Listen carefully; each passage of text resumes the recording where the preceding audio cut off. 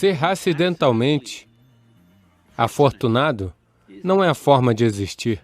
Esse negócio de destino é um bom seguro para lidar com o seu fracasso. O que aparece no nosso caminho não está em nossas mãos, mas o que fazemos com isso está 100% em nossas mãos. Sadhguru, eu trabalhei muito duro para tirar primeiro lugar no exame de admissão e me colocar aqui.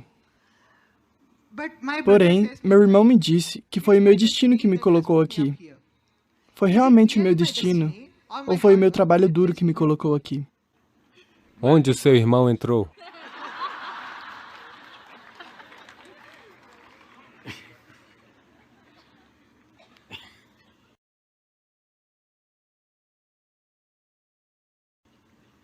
Veja, o que as pessoas geralmente chamam de destino é essencialmente o que elas acabam criando inconscientemente. Quando eu digo inconscientemente, enquanto você está sentado aqui nesse momento, enquanto todos estão sentados aqui nesse momento, existe atividade física acontecendo dentro desse sistema.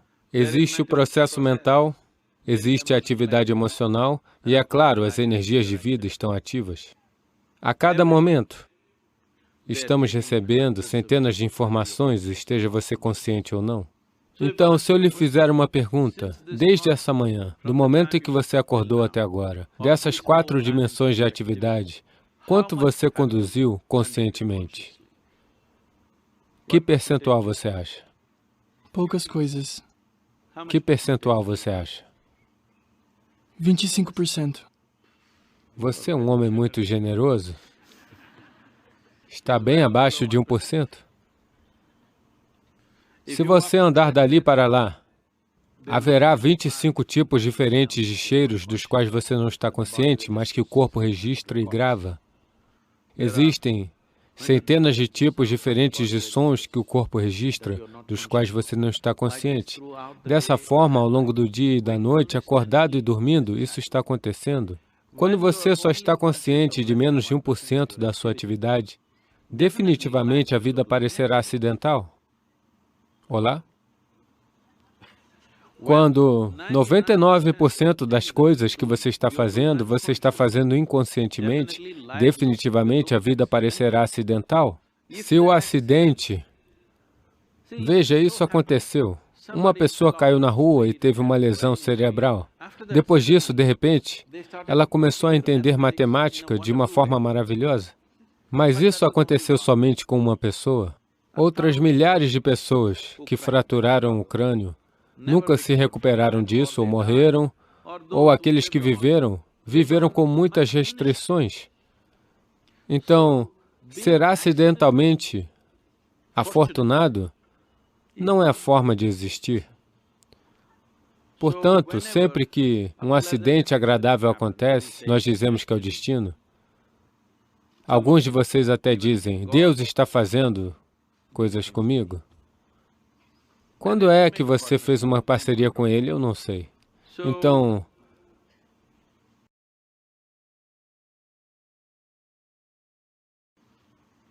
posso contar uma história a você? Tudo bem? Isso aconteceu. Sherlock Holmes, você conhece Sherlock Holmes? E Watson foram acampar. E, bem cedo de manhã, às 3:30 da manhã, Sherlock Holmes cutucou Watson. Ele abriu os olhos. O que foi? O que você está vendo? Ele perguntou. Bem, eu vejo um céu limpo e estrelas. O que isso significa para você? Ele disse, bem, isso significa que amanhã será um dia de sol maravilhoso. E perguntou, o que isso significa para você? Sherlock disse, significa que alguém roubou a nossa barraca. Então, nós não sabemos o que está faltando e algo pode sucumbir aqui e ali, por acaso, mas não é assim que a vida funciona. Se os seres humanos não se comprometem em criar o seu próprio destino, eles ainda estão tendo um problema evolutivo.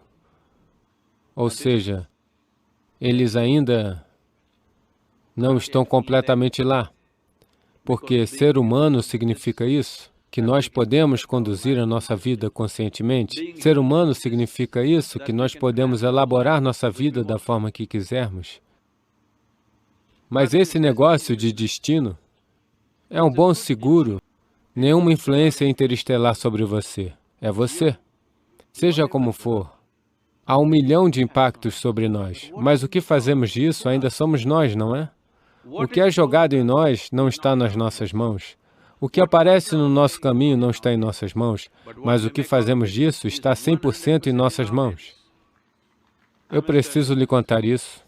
Quando fui a Coimbatore pela primeira vez, e nós começamos a construir o centro de yoga, esse país é assim, isso é muito estranho.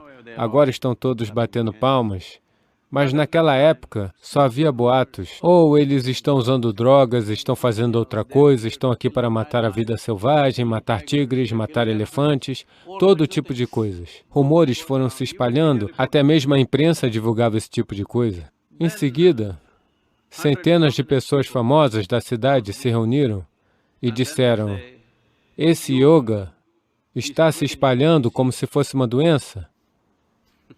Essas foram as palavras. Nós temos que fazer alguma coisa. Daí um jovem de cabeça quente disse: vamos pegar um caminhão cheio de gente e derrubar tudo, porque todo centro de yoga naquela época era apenas galpões com telhados de palha. Então eles decidiram que iriam lá acabar com tudo. Hoje está entre os lugares mais notáveis do país, ok? Então, quando eles disseram isso, existia um velho, que já faleceu, um homem sábio, que disse: veja, vocês não sabem com quem estão lidando. Eu conheço esse homem. Se vocês atirarem pedras nele, ele vai construir alguma coisa com essas pedras. Não atirem pedras nesse homem. Então, o que atiram em você, você não pode decidir, mas o que você faz com isso, você decide, não é? É onde está a sua força. Isso é quando você vai provar quem você é, porque você não pode decidir o que vem até você, mas você pode definitivamente decidir o que fazer com o que quer que venha até você.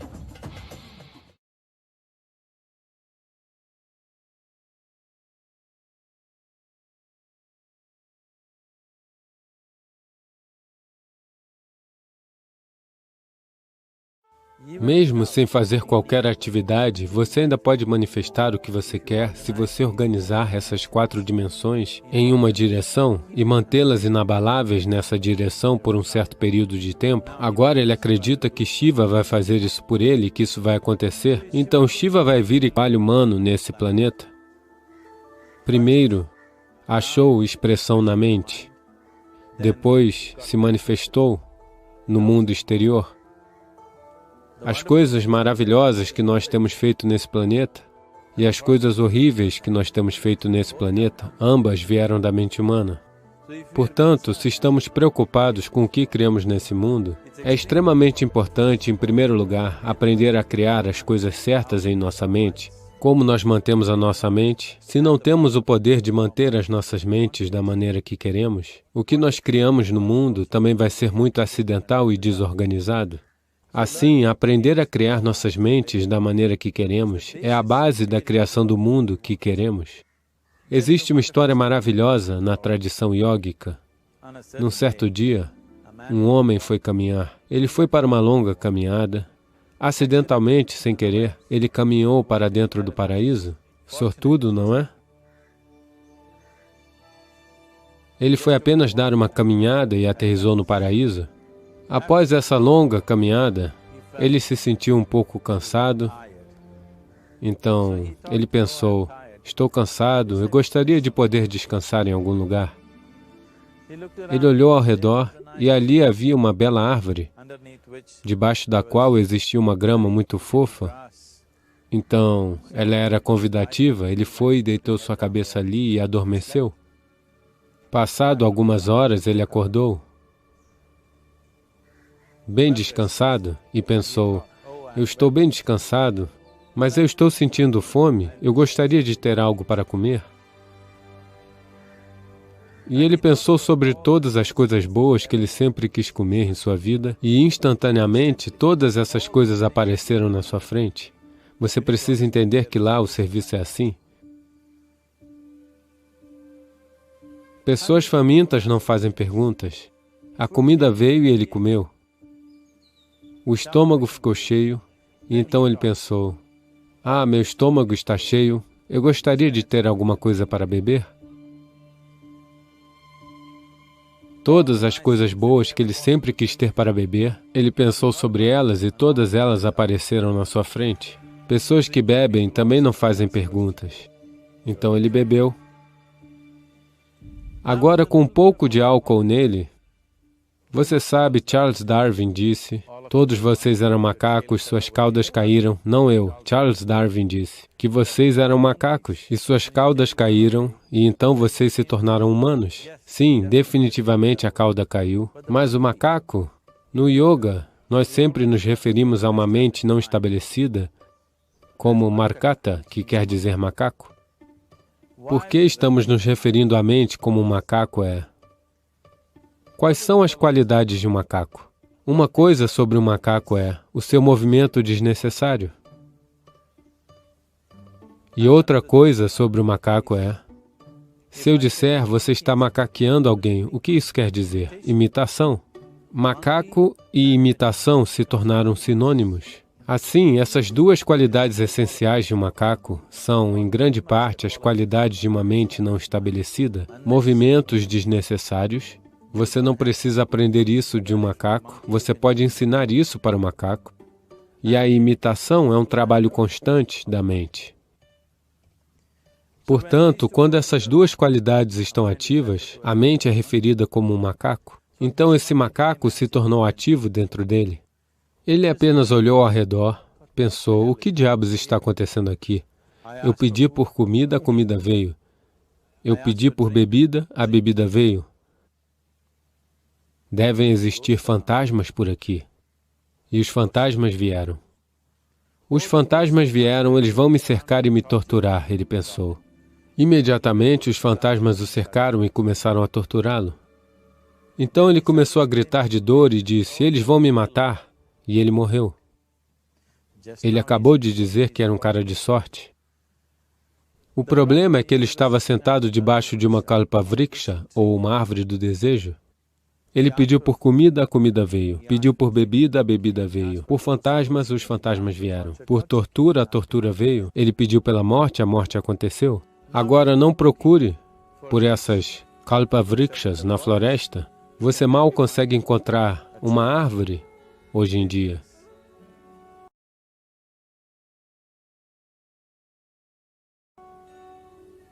Uma mente bem estabelecida, uma mente que está em um estado de samyukti é chamada de kalpavriksha.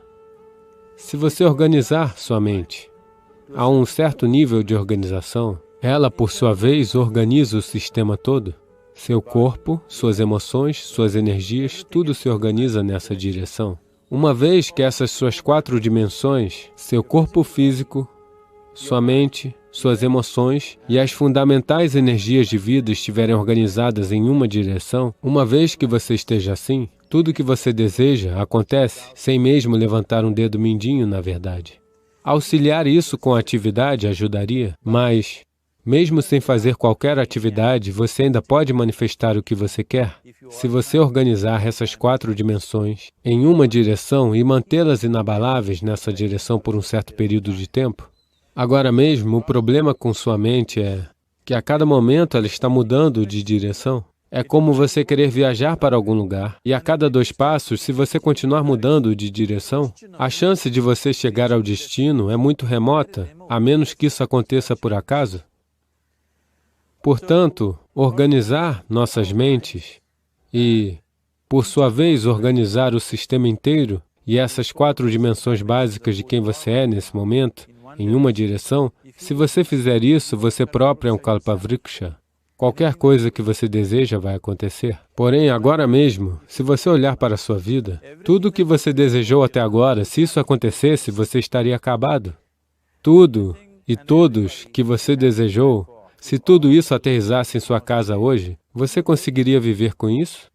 Uma vez que você esteja empoderado dessa forma, é muito importante que sua ação física, sua ação emocional, sua ação mental e sua ação energética sejam controladas e propriamente direcionadas. Se não for assim, nos tornamos destrutivos, autodestrutivos. No momento, esse é o nosso problema. A tecnologia, que supostamente deveria fazer nossa vida bonita e fácil, se tornou a fonte de todos os problemas. Assim, estamos destruindo a própria base da nossa vida, que é o planeta. Portanto, aquilo que deveria ser uma dádiva, estamos fazendo disso uma maldição.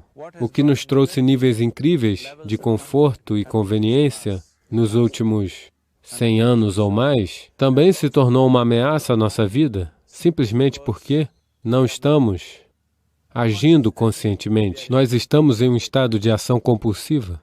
Então, organizar nossa mente, fundamentalmente, significa se mover de um estado de atividade compulsiva para um estado de atividade consciente. Você deve ter ouvido falar de pessoas que pedem por algo e, para além de todas as expectativas, isso se tornou real para elas. Geralmente, isso acontece com pessoas que têm fé.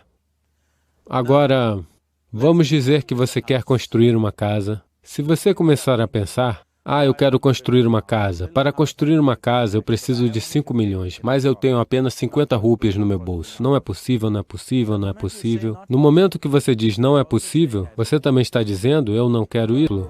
E diz, Shiva, eu quero uma casa. Eu não sei como. Você precisa fazer isso por mim. Agora, na mente dela não existem pensamentos negativos. Isso vai acontecer, isso não vai acontecer, isso é possível, isso não é possível. Essas coisas são completamente removidas pelo simples ato de fé.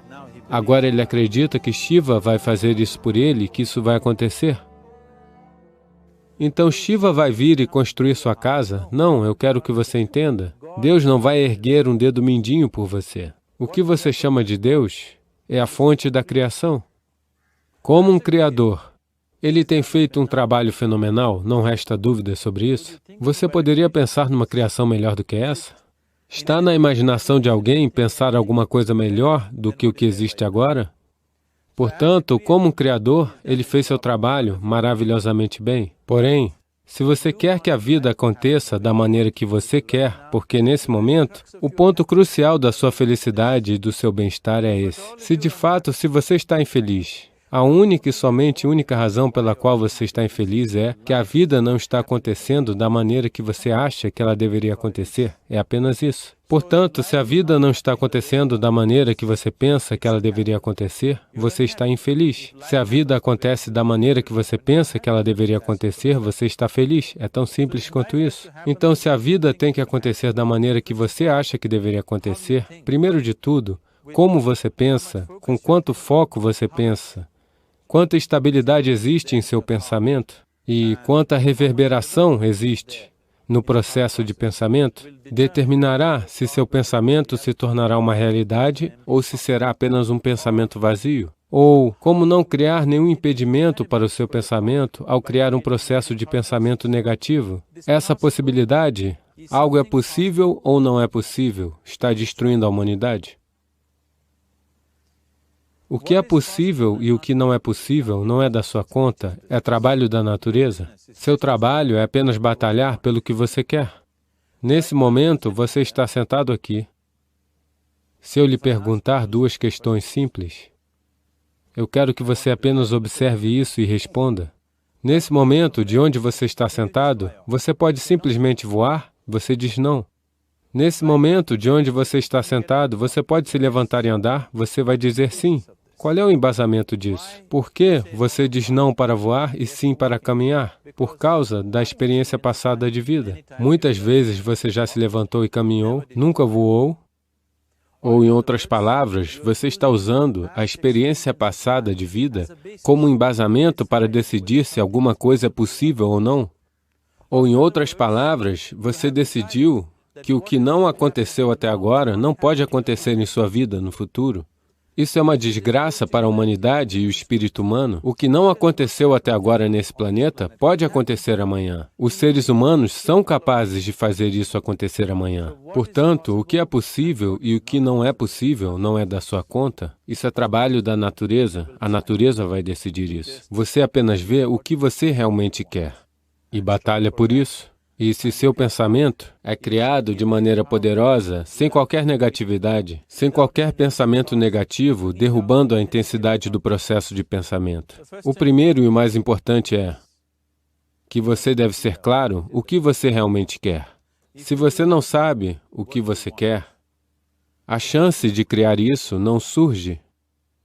Se você olhar para o que você realmente quer, o que todo ser humano quer é: ele quer viver alegremente, ele quer viver em paz, em termos de seus relacionamentos. Ele quer que isso seja amoroso e afetuoso. Ou, em outras palavras, tudo o que qualquer ser humano está buscando é agradabilidade dentro de si mesmo, agradabilidade ao seu redor. Essa agradabilidade, se acontece em nosso corpo, nós chamamos isso de saúde e prazer. Se ela acontece em nossa mente, nós chamamos isso de paz e alegria. Se ela acontece em nossa emoção, nós chamamos isso de amor e compaixão. Se ela acontece em nossa energia, nós chamamos isso de bem-aventurança e êxtase. Isso é tudo que um ser humano está procurando. Quer ele vá para o seu escritório trabalhar, ele quer ganhar dinheiro, construir uma carreira, criar uma família, se sentar num bar, se sentar no templo, ele ainda está procurando pela mesma coisa? A agradabilidade interior, a agradabilidade ao redor. Se é isso que queremos criar, eu acho que é hora de tratarmos disso diretamente e de nos comprometer com a sua criação. Então, você quer criar a si mesmo como um ser humano pacífico, um ser humano alegre, um ser humano amoroso, um ser humano agradável em todos os níveis? E você também quer um mundo assim? Um mundo pacífico, um mundo amoroso, um mundo alegre? Não, quero verduras, quero comida. Quando dizemos um mundo alegre, isso significa que tudo que você quer aconteceu? Então isso é tudo que você está procurando. Então tudo que você precisa fazer é se comprometer a criar isso. A criar um mundo pacífico, alegre e amoroso, tanto para você mesmo quanto para todos ao seu redor. Cada dia pela manhã, se você começar seu dia com esse pensamento simples em sua mente, que hoje, onde quer que eu vá, eu criarei um mundo pacífico, amoroso e alegre. Se você cair centenas de vezes no dia, qual é a importância disso? Para um homem comprometido, não existe tal coisa como fracasso. Se você cair centenas de vezes, são centenas de lições a serem aprendidas. Se você se compromete dessa forma a criar aquilo que realmente importa, nesse momento sua mente fica organizada. Uma vez que sua mente fica organizada, a maneira que você pensa é a maneira que você se sente, sua emoção vai ficar organizada. Uma vez que seu pensamento e sua emoção estão organizados, suas energias ficarão organizadas na mesma direção. Uma vez que seu pensamento, emoção e energias estejam organizados, seu próprio corpo vai se organizar. Quando todos esses quatro estão organizados em uma direção, sua habilidade de criar e manifestar o que você quer é fenomenal. Você é o criador de muitas maneiras. Aquilo que é a fonte da criação está funcionando dentro de você a cada momento da sua vida. É apenas isso. Você manteve ou não o acesso a essa dimensão? Organizar os 4 elementos básicos de sua vida, validar esse acesso, existem ferramentas e tecnologias para fazer isso. Toda a ciência do yoga, toda a tecnologia a qual nos referimos por yoga é apenas sobre isso. Transformar você de um mero pedaço da criação para se tornar um criador.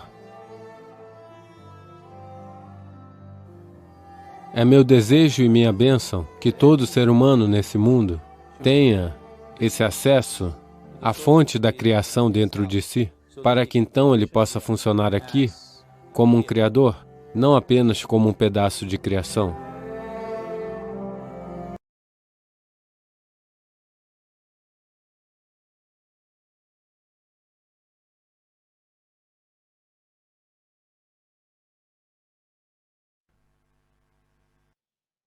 Se você é capaz de causar depressão em si mesmo,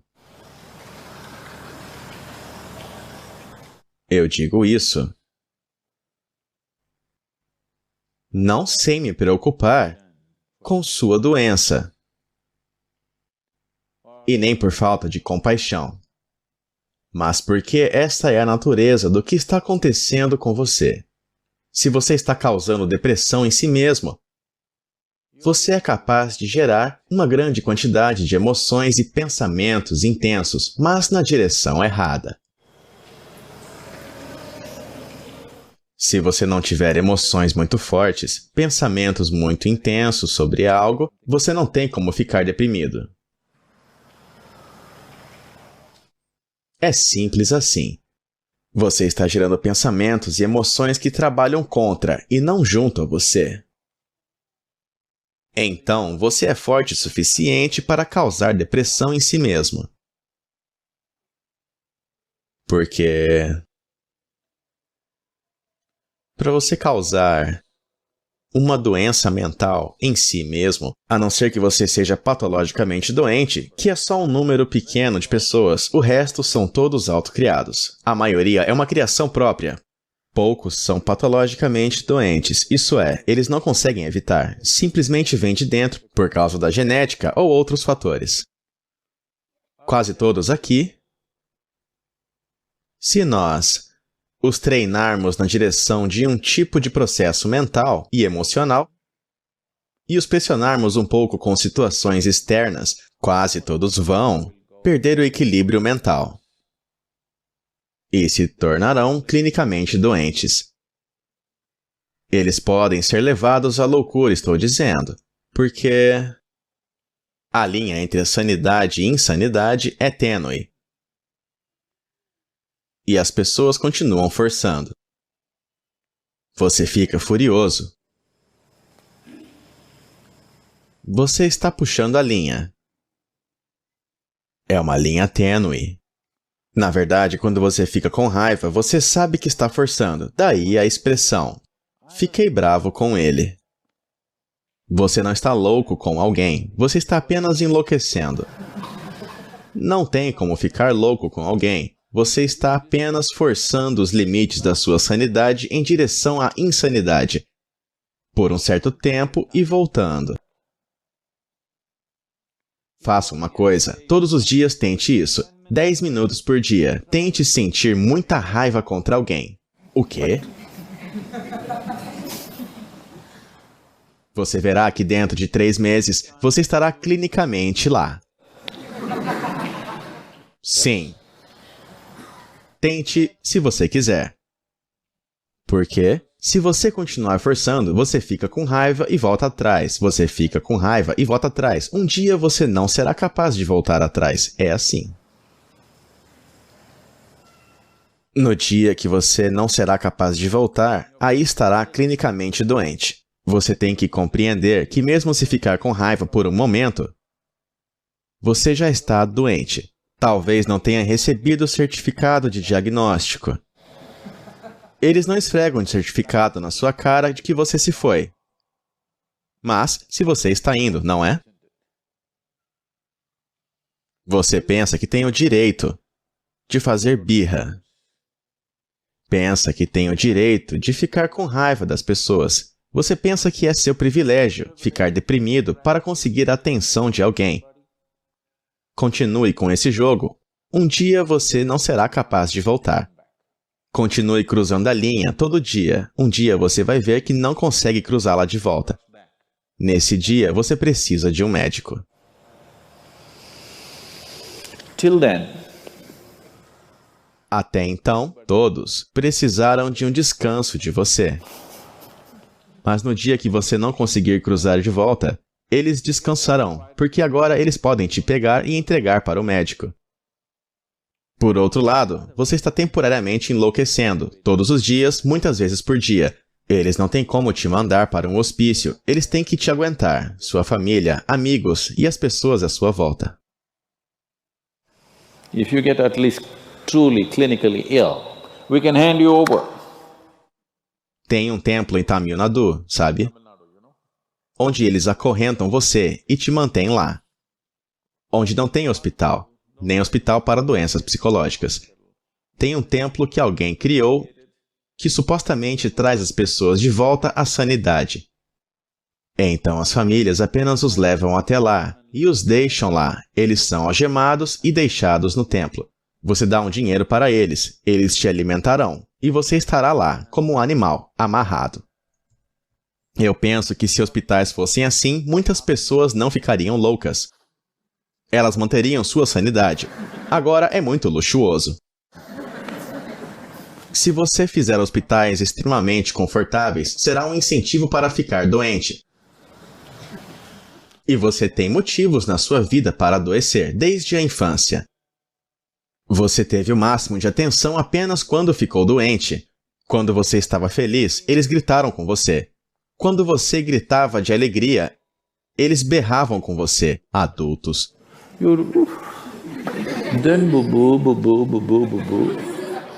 Quando você é uma criança, a doença física é boa.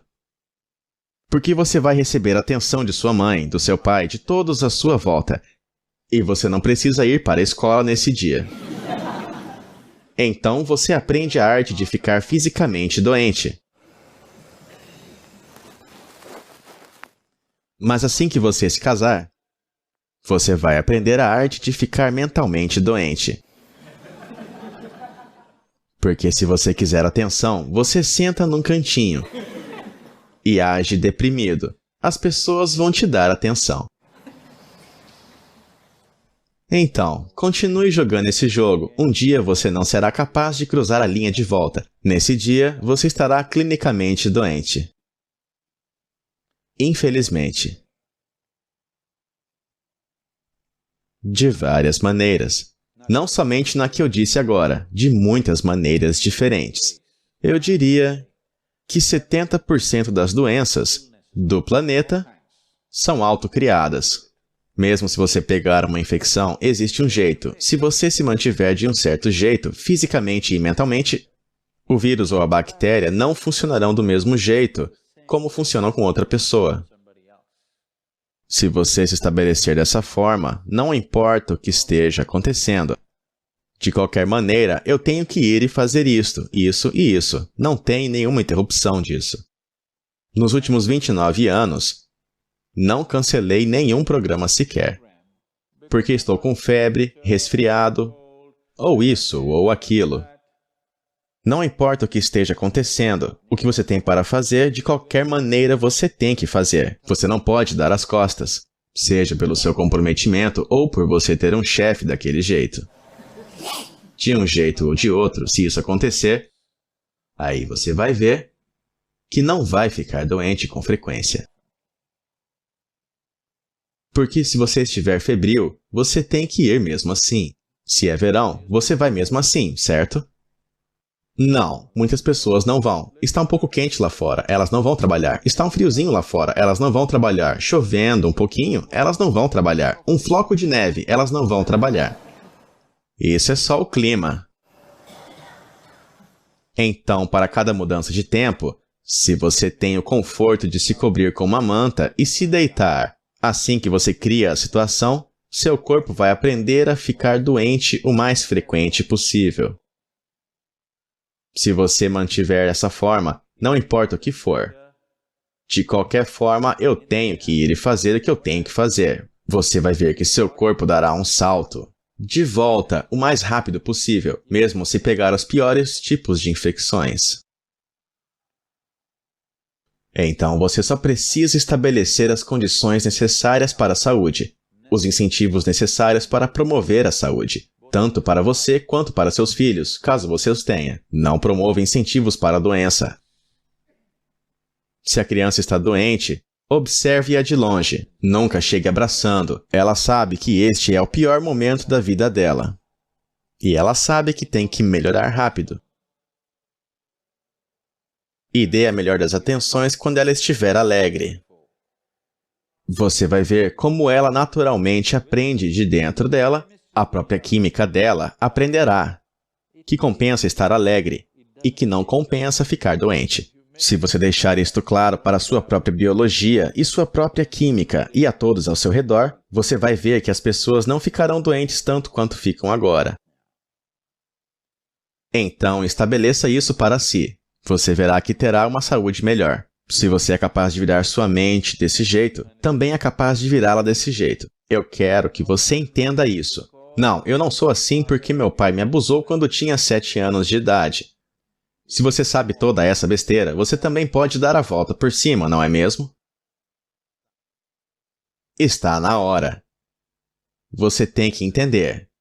Mentalmente, fisiologicamente, quimicamente, energeticamente. Você tem que entender com clareza que não compensa ficar doente, infeliz e deprimido. Não compensa. Estar alegre e em êxtase compensa. Se você deixar isso claro para todas essas pessoas de dentro, todas elas irão se comportar adequadamente.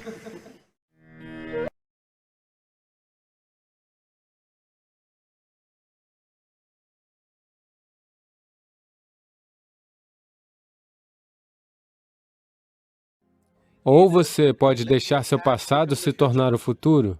Quando você permite que o seu passado se torne o futuro, olhamos para você e dizemos, é o karma dela. Quando dizemos é o karma dela, isso significa que ela está permitindo que seu passado seja seu futuro, que não existem novas possibilidades nela. Esse é o significado. Quando olhamos para alguém e dizemos, karma,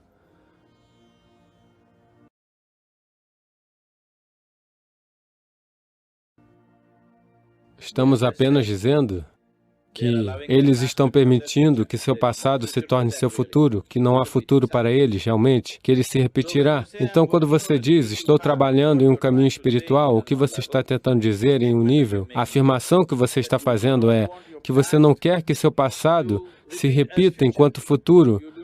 Você não quer que sua vida seja cíclica, você quer que sua vida avance.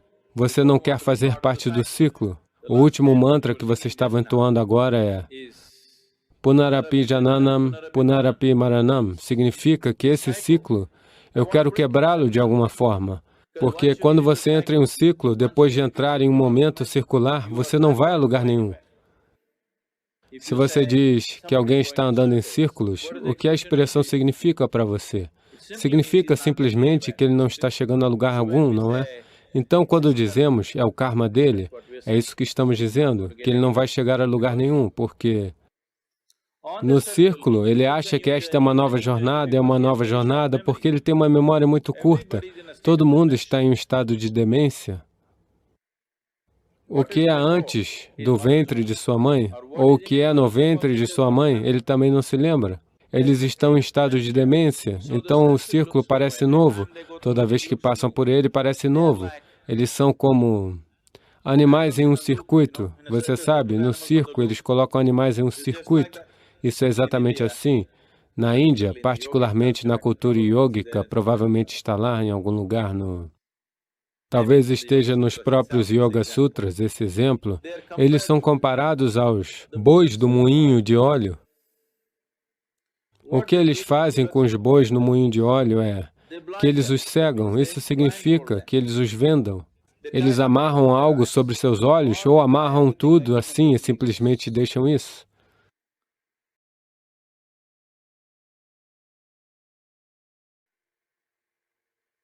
E está em um moinho de óleo. No que diz respeito ao boi, ele pensa que está indo a algum lugar.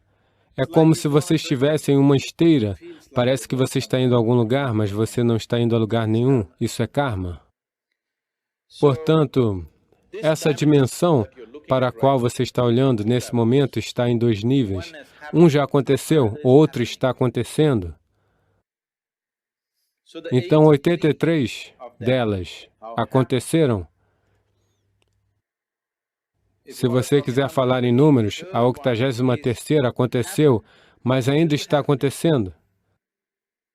De uma maneira residual, isso ainda acontece. Seu nascimento aconteceu. Ele aconteceu? Seu nascimento aconteceu, mas ainda está acontecendo, não é? Sua morte também aconteceu, mas ainda está acontecendo. Você entende o que estou dizendo? Sua morte é uma conclusão antecipada, não é? Ela já aconteceu. No momento em que você nasceu, sua morte aconteceu. O primeiro passo em direção à sua morte aconteceu, mas ainda está acontecendo. Você está esperando pela conclusão? Ou você está desejando que ela seja retardada? Mas está acontecendo, não é? E já aconteceu. Portanto, existe uma outra dimensão dentro de você para a qual o nascimento não aconteceu e que nem a morte acontecerá. Somente se você tocar essa dimensão, você terá algo chamado de futuro. Caso contrário, terá apenas karma. Karma significa que você está repetindo seu passado como futuro. Você pode estar mudando a cor, pode estar mudando o estilo de como faz, mas ainda assim as mesmas coisas, nada de diferente. As mesmas coisas que o homem das cavernas estava fazendo, você ainda está fazendo as mesmas coisas. O estilo e a capacidade podem ter mudado, mas são as mesmas coisas, não é? Isso é como uma âncora. Isso é uma âncora. Você lança uma âncora e está tentando mover seu barco. No máximo, ele só pode ir em círculos, não é? Então, estamos tentando puxar a âncora ou cortar a corda que nos prende à âncora para que da próxima vez que ligarmos, ele se vá. Então, todo o sadhana espiritual é baseado nisso, que você deseja se libertar. Livre não significa que você precisa esquecer, mas precisa se libertar da memória que o governa. E a memória não está apenas na sua mente. Cada célula do seu corpo carrega memória. Isso é muito claro para nós, através da ciência genética e outras coisas. Você está carregando a memória de seus antepassados e ainda está se comportando como eles. Você ainda tem um nariz parecido com o deles, veja isso. A menos que você tenha feito uma cirurgia de nariz recentemente. Sim? Existem muitos símbolos, ou existem muitos aspectos no corpo que claramente dizem que a memória dessas 84 criações ainda está presente em seu corpo, está presente em todos os átomos da existência. Então, o que você está tentando limpar é, você deseja limpar isso da memória porque essa memória o prende. Essa memória dá a você uma sensação de pertencimento. Ao mesmo tempo em que ela o prende, ela não deixa você ir. Então, quando você pratica sadhana, está tentando cortar tudo, porque sem cortar isso, sem cortar sua âncora, você não vai seguir em frente. Então, por que essa memória está me impedindo? É essa memória que deu integridade e estabilidade ao seu corpo e à estrutura de quem você é agora mesmo. Sem isso, sem essa memória, esse corpo não poderia ser criado. Sem a memória de um animal unicelular dentro de você, sem toda essa informação sendo transportada pelo processo evolutivo e você sentado aqui, sem essa memória, esse corpo não pode ser estruturado e mantido unido. Então a memória não é sua inimiga, é apenas que você não sabe como mantê-la. Você está dentro dela, esse é o problema. Você está dentro dela. Agora, você quer sair disso? Você quer fazer uso da memória, mas você não quer ser usado pela sua memória. Isso é sadhana espiritual. Você quer ter um futuro que seja diferente do seu passado.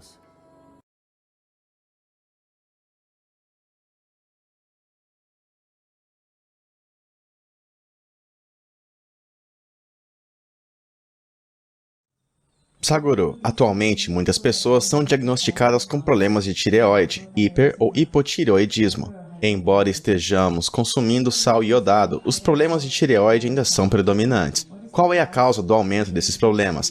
É relacionada ao estresse, como diabetes ou hipertensão? Podemos superar essas condições com Hatha Yoga ou Kriya? Ou estar em um espaço consagrado, como o Isha Yoga Center? Quais são as coisas que podemos fazer para sair disso? Eu acho que muita gente saiu disso com a prática do Hatha Yoga, sem dúvidas. Estar em um lugar consagrado definitivamente contribui para isso.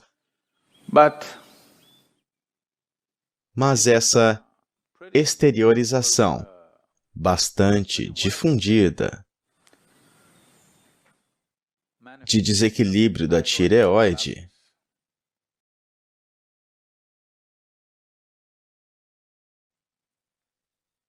devemos entender isso. O que você está chamando de tireoide, no yoga não nos referimos às glândulas assim. Mas, na medicina, o que você está chamando de tireoide é essa secreção dentro de você, que está tentando calibrar o seu sistema diariamente.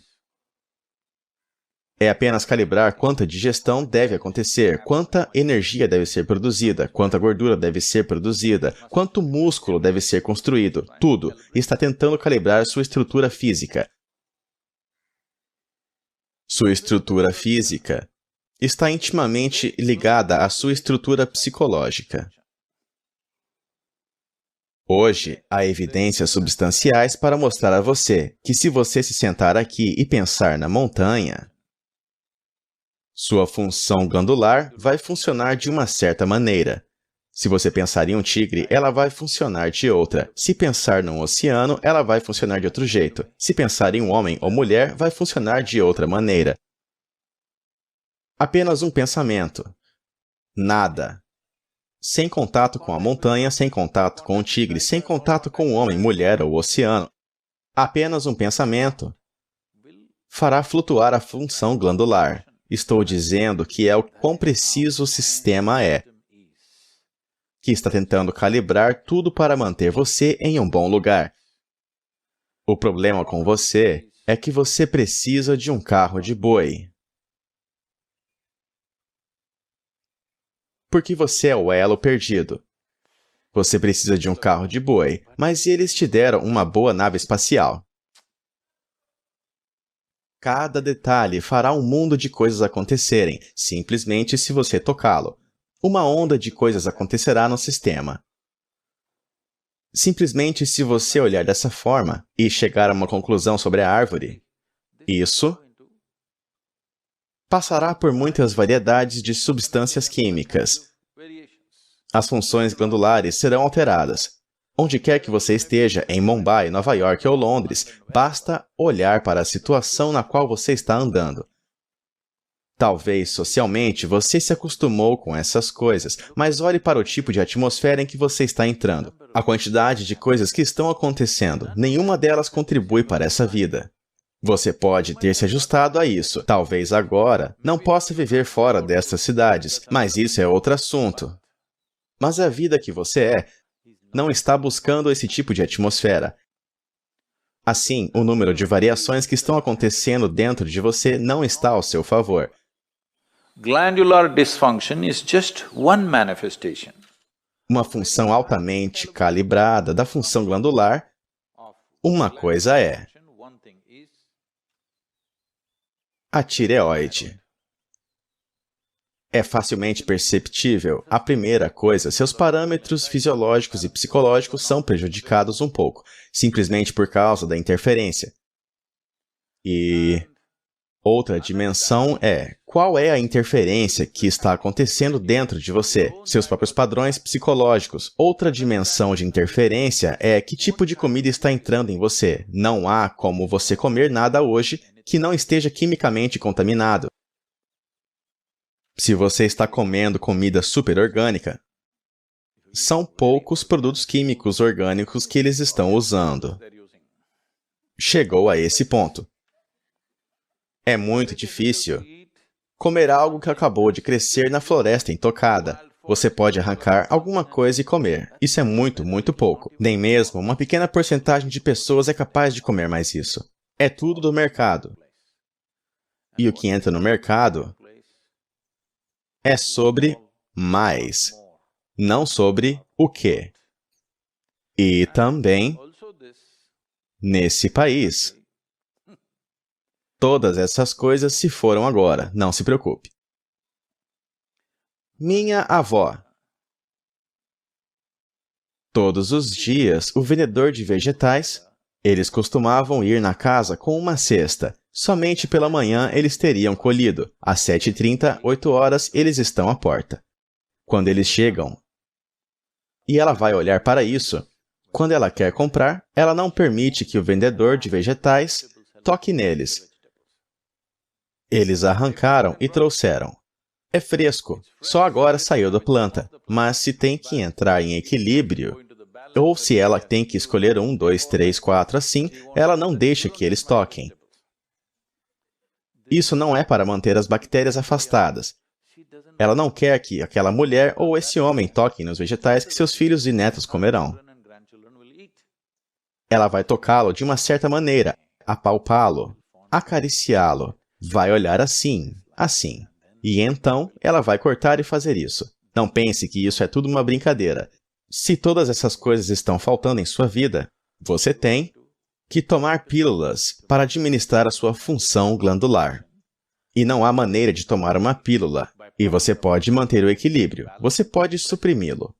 Você não tem como colocá-lo em equilíbrio adequado, de jeito nenhum, porque todo dia é diferente, cada momento é diferente. Isso é calibração, uma calibração muito ativa que está acontecendo. Você o destrói e apenas toma uma pílula e de alguma forma quer tratar. Você é uma máquina ligeiramente disfuncional. Com essa disfunção, essa máquina disfuncional se manifestará de muitas maneiras, e você só vai saber quando esticá-la. Quando você estiver vivendo com coisas mínimas, não vai aparecer. Isso é assim. Mesmo se você tiver um pneu furado, por 20 km é possível dirigir para casa, sabe? Algumas coisas vão quebrar, algumas coisas vão rasgar, mas você ainda pode dirigir. Só se você estiver atingindo 200 km por hora, então, se o pneu furar, você sabe que vai voar para fora da estrada. Então é isso. Se todas essas coisas forem bem cuidadas agora, quando você acelera a sua vida para funcionar em um nível muito mais alto, simplesmente vai. Agora, se você acelera a sua vida sem trazer esse equilíbrio, então você vê que vai enlouquecer.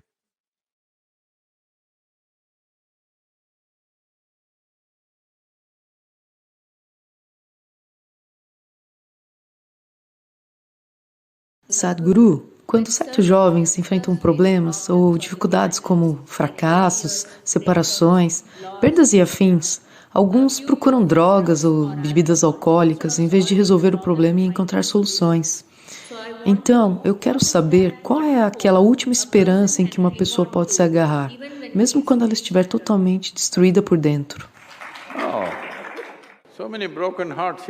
Tantos corações partidos aqui batendo palmas? Então, quando a pessoa está totalmente destruída, o que ela pode fazer? A questão é se você quer se deixar de estar totalmente destruída. Essa é a questão. E muitas coisas que não dão certo no início da sua vida, você verá mais tarde que é uma grande bênção. Existem muitas maneiras de olhar para isso. Deixa eu te dizer uma coisa. Isso aconteceu em 1941, quando o movimento nazista estava se fortalecendo na Alemanha e em algumas partes da Europa.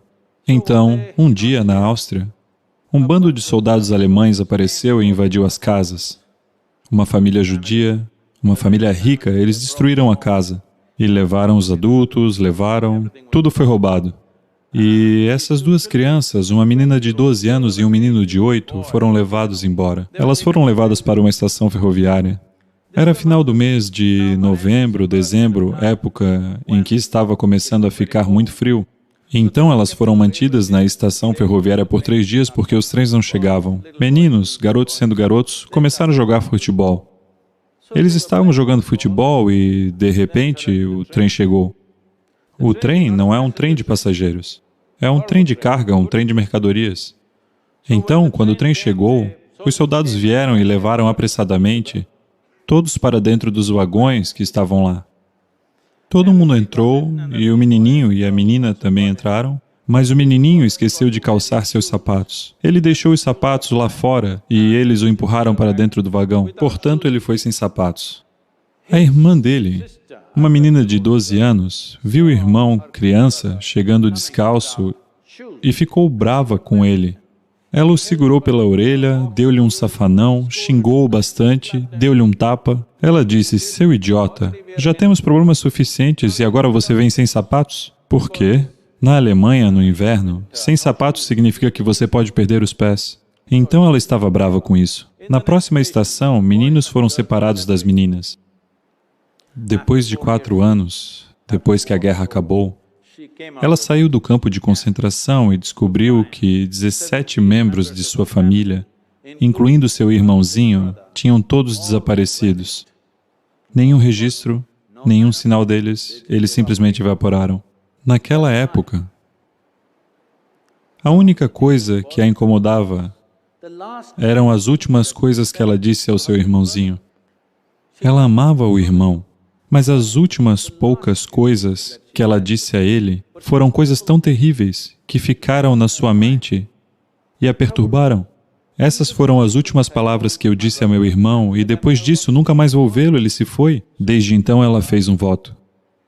Se eu falar com qualquer pessoa na minha vida, falarei de certa forma que se esta for a minha última palavra eu não me arrependerei. Essa única coisa transformou sua vida de tal forma. Ela foi para os Estados Unidos, ela morreu em 2006, ela fez um trabalho fenomenal, construiu um hospital e um lugar perto de Chicago, eu acho. Ela viveu uma vida frutífera. Eu estou dizendo que mesmo que você seja colocado nas situações mais horríveis, você pode usar essa experiência para se sair um ser humano melhor, ou pode usar a experiência para se tornar uma terrível confusão. Portanto, sempre que algo te ferir, existem duas opções. Você pode se tornar ferido ou pode se tornar sábio. Essa é a escolha. Quanto mais as coisas te ferem no início de sua vida, mais sábio você deveria ter se tornado, não é? Mas, infelizmente, a maioria das pessoas fica ferida. Isso acontece simplesmente porque elas só precisam de uma desculpa para voltar sua própria inteligência contra si mesmas, é só isso. Sobretudo, se o mundo ao seu redor se voltar contra você, não é muito importante que a sua inteligência esteja do seu lado?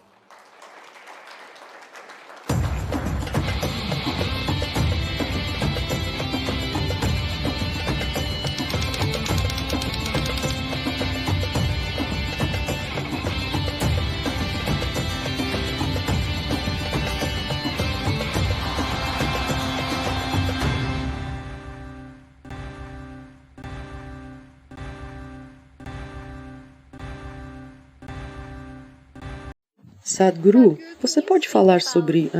você mencionou sobre o fato de que não se trata de mudar o karma do passado. Portanto, sendo assim, você poderia falar sobre o poder da intenção e por que a intenção é tão importante?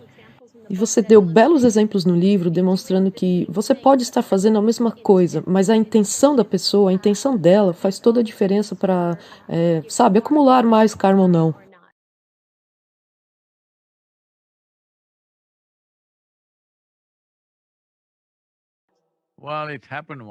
Bem, aconteceu que uma vez, Shankara Pillai foi ao seu advogado para se divorciar de sua esposa. O advogado perguntou, por quê? Você tem estado bem com ela, qual é o problema? Shankara Pillai disse, as maneiras dela à mesa são péssimas. Sua etiqueta à mesa é tão horrorosa que eu não posso mais viver com ela. Mas o advogado pergunta, você está casado há 18 anos? Só agora você percebeu que a etiqueta dela à mesa é ruim? Ele disse, bem, somente ontem à tarde eu peguei, por acaso, um livro sobre etiqueta à mesa. Enquanto eu lia, eu percebia que a etiqueta dela à mesa é péssima. Por isso que eu quero me divorciar dela. Então...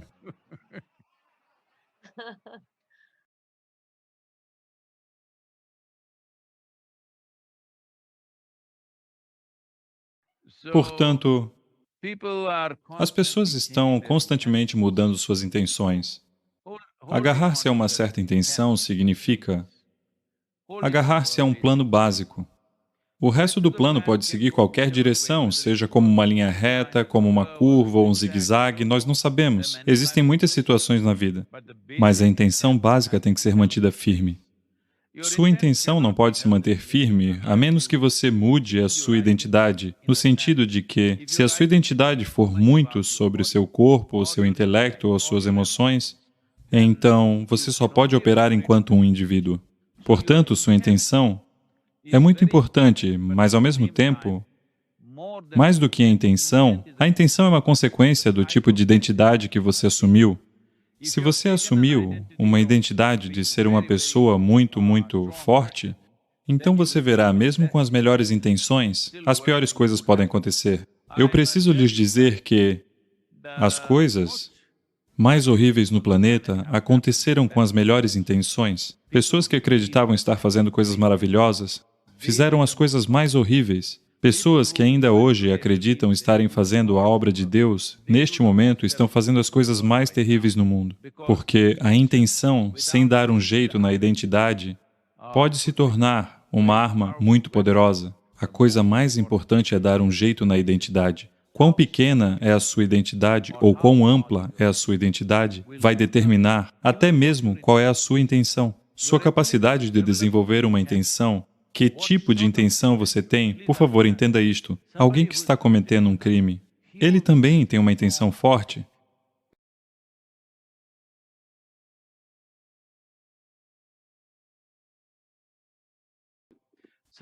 Alguém que está fazendo alguma outra coisa, muitas nações, empresas, você sabe, vários reinos no passado, todos eles acreditavam que tinham uma boa intenção na conquista do mundo. E você conhece as consequências destas intenções, certo?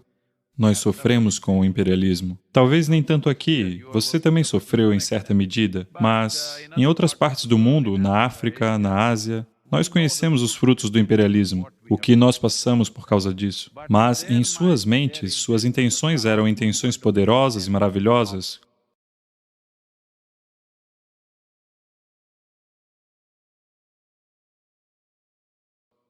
Com suas ideias de um único mundo, ok? Portanto, é muito importante, primeiro, nós resolvemos a identidade.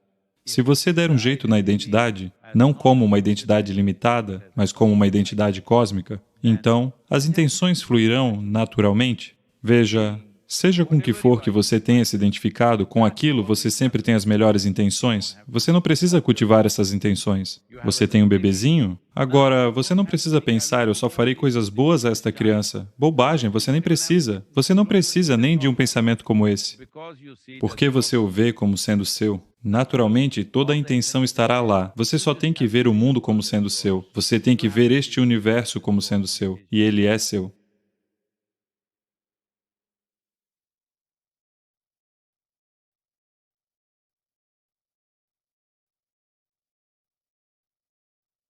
Onde quer que você se sente, fique de pé ou o que quer que você toque, existe memória e transação acontecendo o tempo todo. Deve ser um processo consciente. Se for um processo compulsivo, então você pagará o preço por isso. Não é que isso seja pecado, aquilo seja pecado. A questão é, qual é a sua prioridade em sua vida?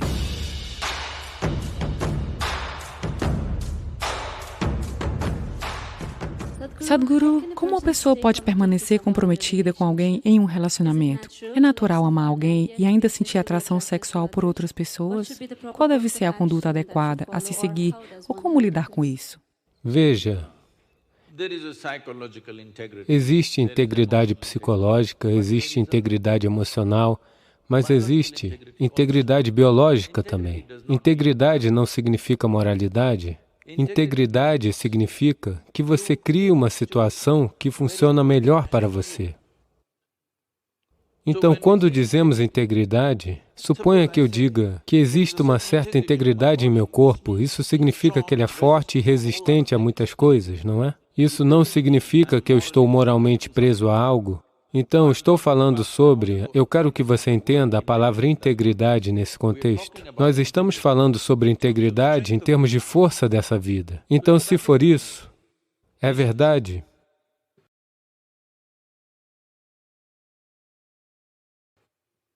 Você se lembra de como era a sua tataravó 10 gerações atrás? Você se lembra? Não. Mas o nariz dela está plantado bem no seu rosto? Sim ou não? O corpo se lembra, não é? O corpo se lembra de seus antepassados 1 milhão de anos atrás, sim ou não? Então, o que você está chamando de meu corpo é um amontoado de memória, não é? Sim. Memória ou não?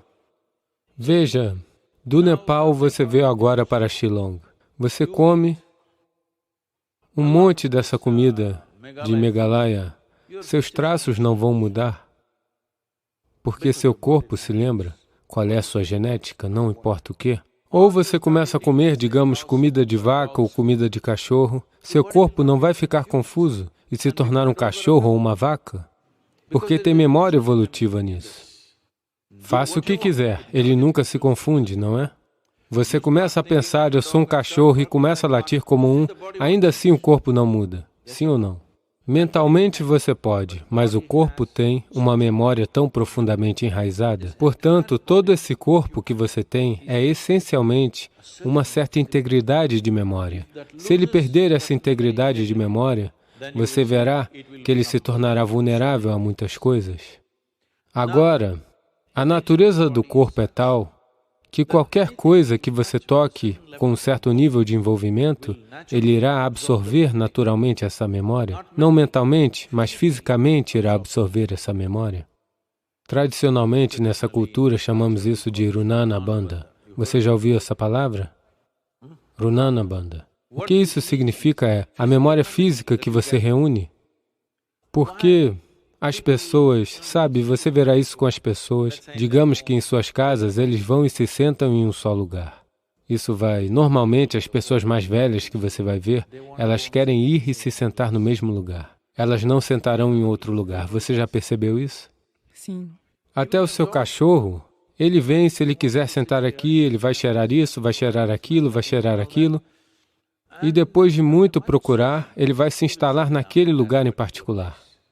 Da próxima vez que você corre atrás dele por algum lugar, ele vem, vai e se senta no mesmo lugar. Porque existe memória. Hoje existe equipamento forense em que você está sentado aqui agora, você foi embora. Depois de 2, 3, 8 horas, se eles vierem, não com um cachorro pode facilmente fazer isso, mas com equipamento forense, viemos aqui e verificamos essa cadeira e sabemos que era você que estava sentado aqui, não outra pessoa. Portanto, tem memória. Onde quer que você se sente, fique de pé, o que quer que você toque, existe memória e transação acontecendo o tempo todo. Bem, você vem do Nepal, na Índia isso também está muito presente, no sul isso é muito forte lá, no norte talvez esteja enfraquecido. As pessoas nunca dão sal para outra pessoa, sabia disso? Aqui também? Se alguém te dá sal, você diz, por favor, deixe ali. Porque existem certos materiais que transmitem memória muito mais do que outros. Sal, sementes de gergelim, limões. Dessa forma, se você der, pessoas tradicionais, elas dirão, deixa ali, eu pego. Porque eles não querem desenvolver Runana Bandha com você. Agora, na Índia, se você vir uma geração de pessoas mais velhas, se você tentar apertar a mão delas, elas farão assim, porque não querem criar Runana Bandha com você.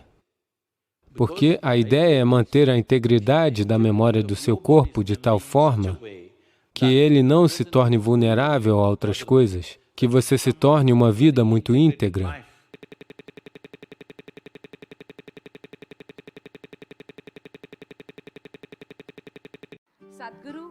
Sadhguru, nós como estudantes ficamos longe de nossos lares, do conforto familiar e emocional.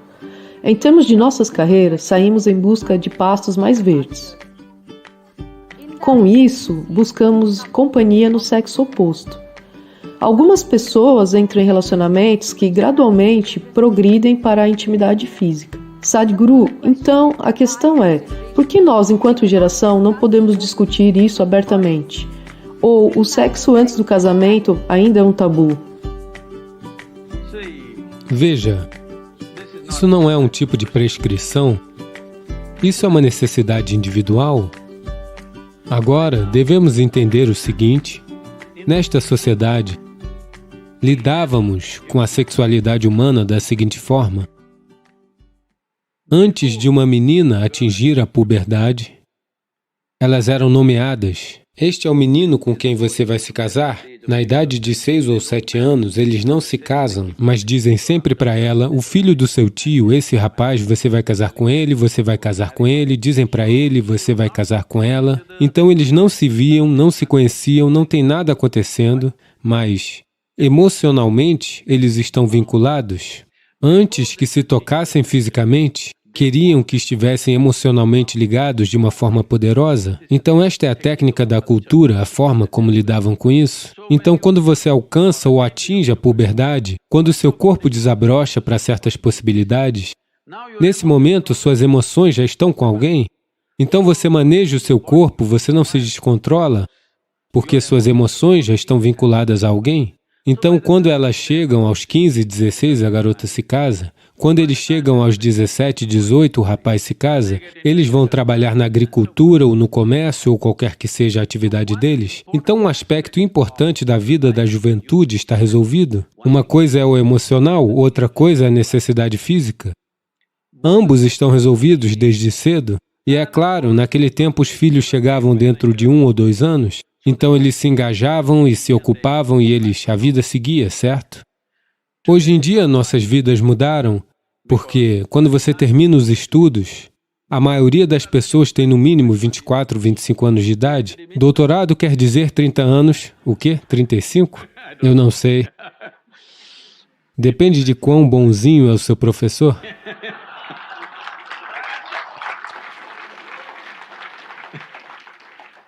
Então, vamos dizer, o tempo médio de estudo é de 25 anos de idade, até conseguirem um emprego e se acomodarem em algum lugar com segurança financeira razoável, 30 anos de idade, certo?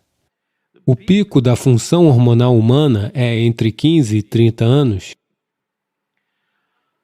Você não está ensinando às pessoas uma maneira ascética de viver? Você não está dando a elas algum sadhana no qual elas transformam suas energias em alguma outra possibilidade para alcançar outra coisa? Não há nada disso? E existe proximidade com o sexo oposto? Se você não quiser abordar isso, então criará uma sociedade doentia, uma sociedade muito doentia que infelizmente está encontrando expressão de formas violentas em nossa sociedade, porque não abordamos as necessidades fundamentais de um ser humano. A primeira coisa é a nutrição. Se cuidamos da alimentação, você deve entender que a alimentação é sobrevivência. Uma vez que a sobrevivência tenha sido resolvida, naturalmente a espécie, isso nem é individual, a espécie que você anseia pela reprodução, é assim que ela foi construída, ela está ansiando pela reprodução porque isto é a sobrevivência da espécie. Se as pessoas não se reproduzirem, não haverá raça humana, não é? Então, seu corpo e sua mente pregam muitos truques, como quando você olha para alguém e, de repente, você acha que aquela é a pessoa mais bonita, de repente você acha que é a mais fantástica. Nós descobriremos isso mais tarde. Muitas coisas, mas inicialmente, tudo está enevoado. Veja, estou lhe dizendo. Digamos que você tenha entre 10 a 12 anos de idade, você olha para as pessoas, elas são bem normais. De repente você fez 14. Cada pequena curvinha no corpo de alguém é um mundo por si só. Simplesmente porque os seus hormônios começam a influenciar tudo. De certa forma, sua inteligência é sequestrada por seus hormônios. Agora, isto não é para ser julgado como bom ou ruim, isto é um processo natural. Pode haver algumas pessoas que vão para além disso. É fantástico para elas, se puderem ir além disso. Elas não são compulsivas com isso, elas foram para além disso. Fantástico para aquela pessoa, mas se você espera que a sociedade inteira vá além, você é apenas estúpido. Tal coisa não acontece. Então, definitivamente, o debate sobre quando e como a sexualidade deve acontecer tem que existir. Mas hoje, ainda temos um certo aspecto cultural em nós, que somos um grupo emotivo. Nós ainda somos um grupo emotivo. As pessoas sofrem imensamente quando as coisas acontecem sem as emoções necessárias. Muitas pessoas, pelo menos. Pode haver algumas pessoas que estão acima disso, mas muitas pessoas sofrem. Então, para nosso país, para nossa sociedade, como lidar com isso sem causar uma grande disrupção na estrutura da sociedade? Isso é algo que devemos discutir. Você deve pesquisar sobre isso, como fazê-lo.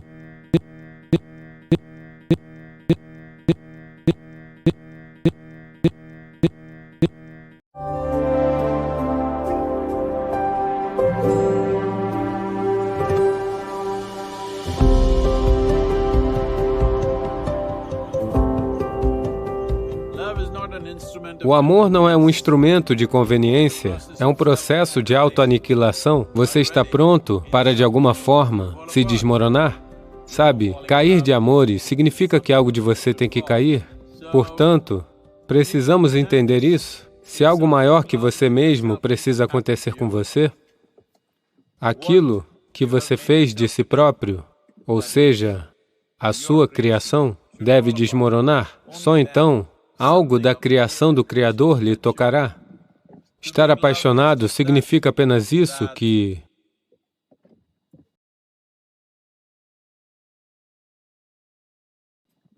não se trata de seu pensamento e de sua emoção. Uma dimensão além de você se tornou uma parte de você. Se ela amadurecer, torna-se devoção. Se ela amadurecer ainda mais, leva à dissolução.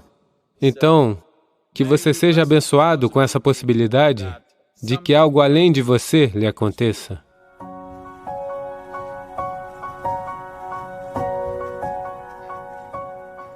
A vida é um fenômeno fabuloso para aquele que sabe como conduzi-la. Aquele que sabe surfar uma onda pode ver o quão fantástica e fabulosa ela é. Aquele que não aprendeu a surfar será esmagado por ela, ameaçado por ela. Para um surfista muito bom, o seu sonho seria um tsunami. O que todo mundo acredita ser um grande perigo, ele iria gostar de surfar aquilo. Portanto, é só uma questão de habilidade e competência. É disso que se trata o sadhana espiritual. A espiritualidade não é uma deficiência, é um tremendo empoderamento. Se você fizer a quantidade certa de trabalho consigo mesmo, você poderá surfar qualquer onda da vida, seja qual for a forma em que ela venha. É o meu desejo e minha bênção que cada um de vocês se torne surfista de ondas, seja o que for que a vida atire em você. Você deve ser capaz de conduzi-la e conhecer a alegria de viver, pois esse é um período de tempo limitado.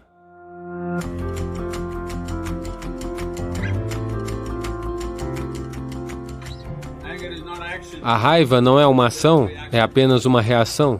Em um estado de reação, você está naturalmente em um estado de escravidão. Nós precisamos entender isso. Quando algo que não é o mais profundo do seu ser determina o que você faz e como você é, isso é escravidão? Bem, a raiva é uma forma garantida de estar escravizado, mas muitas pessoas acham que a raiva é um tipo de empoderamento. Sim, se você tiver burros ao seu redor, você talvez tenha obtido alguns resultados com a raiva, mas se você fizer isso todos os dias, depois de algum tempo, ninguém ficará à sua volta.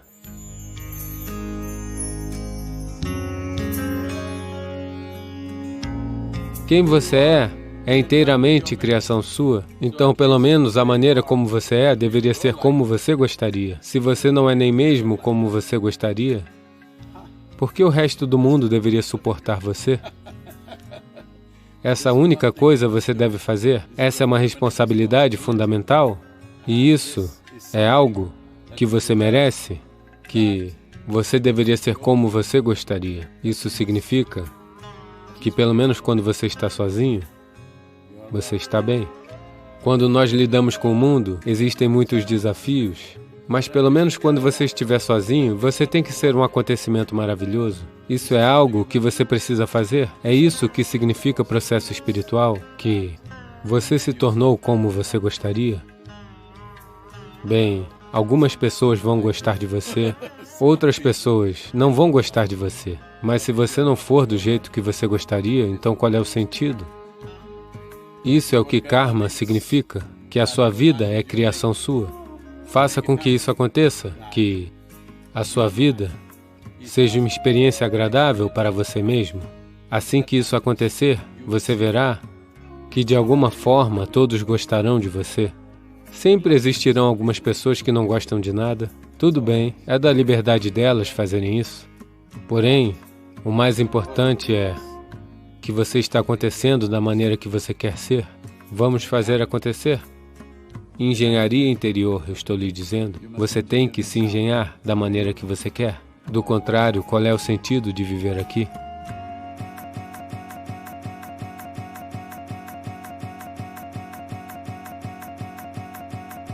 Super-homem, super-mulher, Homem-Aranha. Um usa uma cueca por cima do... seja qual for o traje.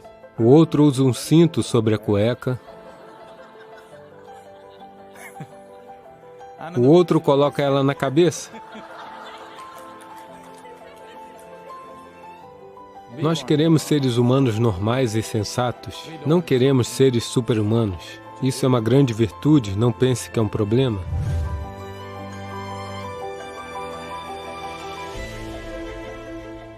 Namaskaram, Sadhguru. Você poderia falar sobre o duvidar de si mesmo e como se pode extinguir isso?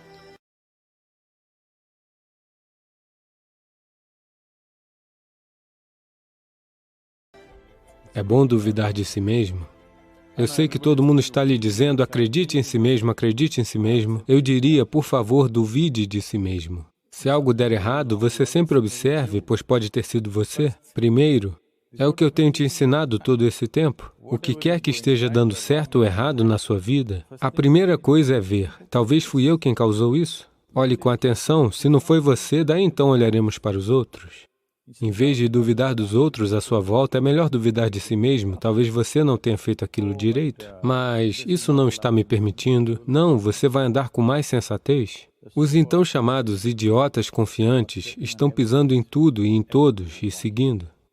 Um pouco de dúvida vai te trazer um pouco de bom senso. Você caminhará um pouco mais gentilmente sobre este planeta. Acreditar muito em si mesmo ou ter qualquer tipo de crença lhe trará confiança sem clareza, o que é uma coisa destrutiva.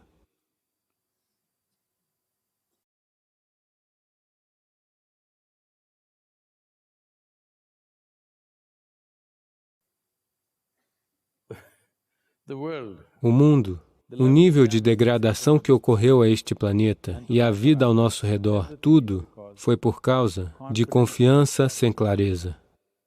Se você tivesse um pouco de dúvida sobre aquilo que está fazendo, você pensaria 10 vezes antes de fazer alguma coisa, não é? E este seria um mundo sensato. Eu quero que todos tenham um pouco de dúvida sobre si mesmos. Por favor, não pense que você é sempre perfeito e super-humano ou algo assim. Os seres super-humanos devem sumir. Nós precisamos somente de seres humanos neste planeta. Eles nem mesmo sabem como vestir a roupa de baixo.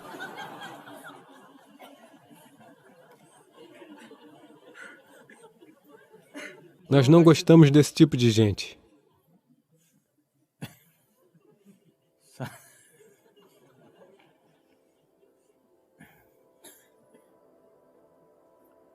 Todos esses super-heróis, eu acho que quase todos eles são originários da Califórnia, não são? Estou correto? Hã? Super-Homem, Super-Mulher, Homem-Aranha, todos nasceram na Califórnia? Um usa uma cueca por cima do... seja qual for o traje. O outro usa um cinto sobre a cueca. O outro coloca ela na cabeça.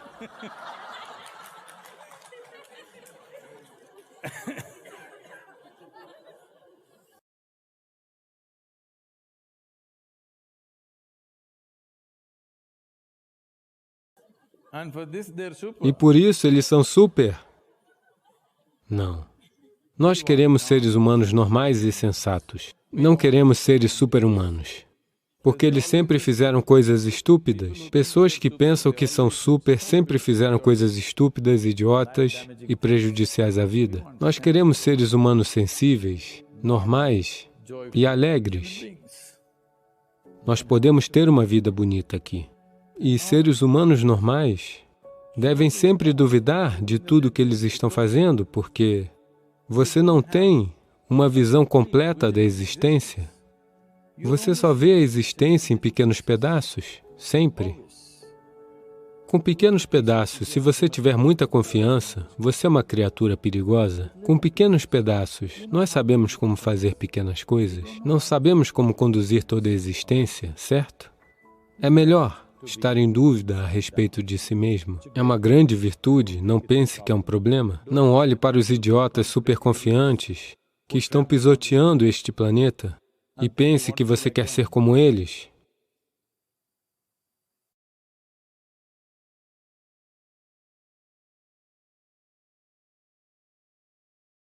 Não, é bom duvidar. Sim, a dúvida é boa. A dúvida significa que você está procurando pela verdade. Não transforme sua dúvida em suspeita. Suspeitar é uma doença. Alguma coisa deve estar errada, isso é suspeita. Alguma coisa pode estar errada, isso tudo bem. Tudo bem. Isso o mantém alerta, atento, consciente, sempre na ponta dos pés, não no seu traseiro. Sim. É uma boa maneira de ser.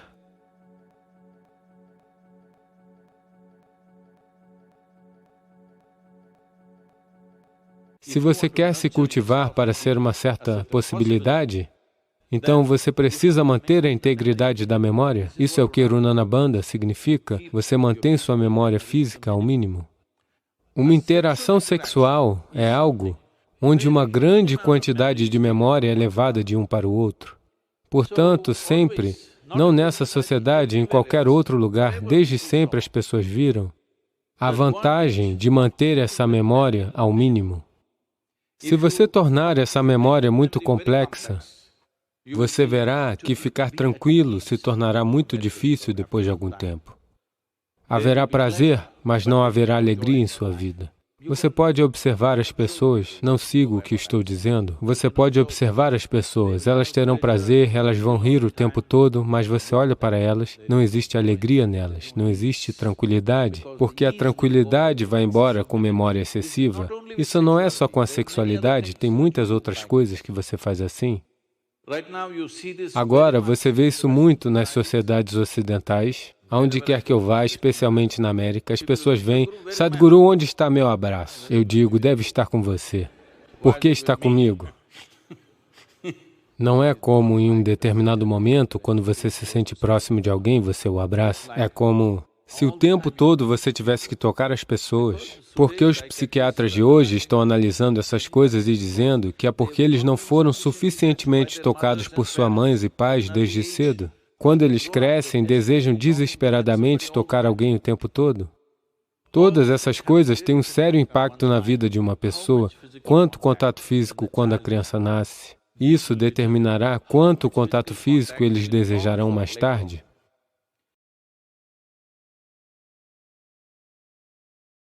E a memória daquilo que um bebê adquire da mãe naquele momento, porque até que uma criança chegue aos 4 anos e meio de idade, de muitas formas, em termos de energia, não é uma vida separada. Ela ainda está ligada ao corpo da mãe. Na verdade, se as pessoas forem pela natureza até então, elas devem estar bebendo leite materno e conectadas. Até 4 anos e meio, é assim que era o natural.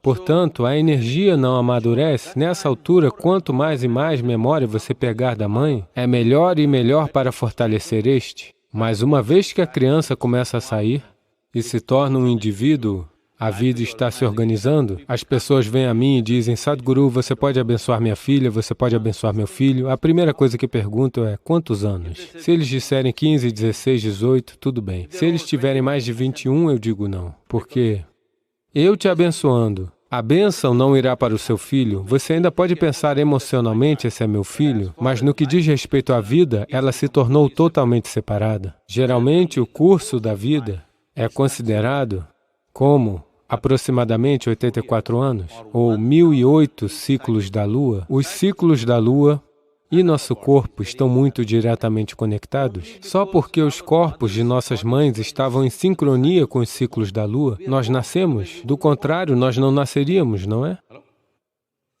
Portanto, uma vida plena é considerada 1008 ciclos da Lua, o que será aproximadamente considerado como 83 a 84 anos. Então, se alguém cruzar os 84 anos, isso é considerado uma vida plena? Nisso, o primeiro 1/4 é o único momento em que se está conectado à parentalidade. Depois disso, a criança deve se mover. Porque em termos de energia, você não pode mais conectar essas duas vidas. Então é aí que o desejo, se você não criou integridade suficiente dentro de você, o desejo por outro corpo se multiplica. Mesmo que a fase hormonal possa ser mais alta entre 15 e 20 anos, o desejo de se unir e se relacionar com alguém aumenta depois dos 21 anos de idade, porque, sem saber, você é como um satélite que se desligou da mãe principal. Você sai da placa-mãe. Agora, você deseja se conectar a algo a menos que você encontre alguma integridade. É por isso que entre os 12 e os 18 anos, a pessoa deve praticar muito sadhana para fortalecer o corpo, para que você não se una desesperadamente a algo ou a alguém. Você deve, conscientemente, se você deseja ter um parceiro, isso deve ser um processo consciente. Se for um processo compulsivo, então você pagará o preço por isso. Isso não é uma questão de moralidade. Não é que isso seja pecado, aquilo seja pecado. A questão é qual é a sua prioridade em sua vida. Se sua prioridade é fazer com que esta vida se eleve a uma possibilidade maior, então você deve estar consciente. Se você quiser de alguma forma viver e partir, está tudo bem.